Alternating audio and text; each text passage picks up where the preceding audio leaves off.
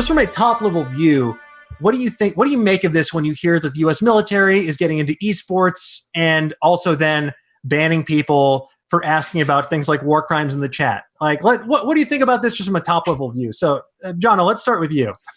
I just immediately think about, so my old band used to play Warped Tour, and there was an army tent, and their whole thing, they would see some kid walking by, and they're like, hey, you have a My Chemical Romance shirt on. Bet you can't do 10 push-ups. And they're like, I can do 10 push-ups. And then they would do that, and then they would give them a thing. They're like, you're actually pretty strong, man. And they would be like grooming these kids into joining the military. And it was like part of Warped Tour. And we would be set up next to it watching it happen. We're like, this sucks. Yeah. So to echo myself, this sucks. That's kind of my view. My Chemical Warfare? That's horrible. Like,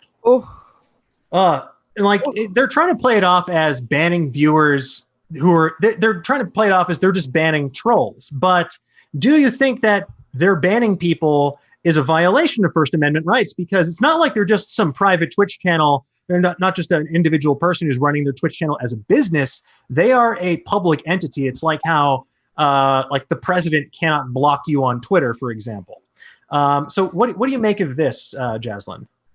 Yeah, I think it's a violation of First Amendment rights. If you are a government entity and you have a public-facing platform, Twitter, Twitch, you have to listen to what the public is saying. You can't ban, and also asking you to speak on your war crimes is not trolling so much as it's keeping the U.S. military accountable, right? So yeah, I think it's definitely a violation.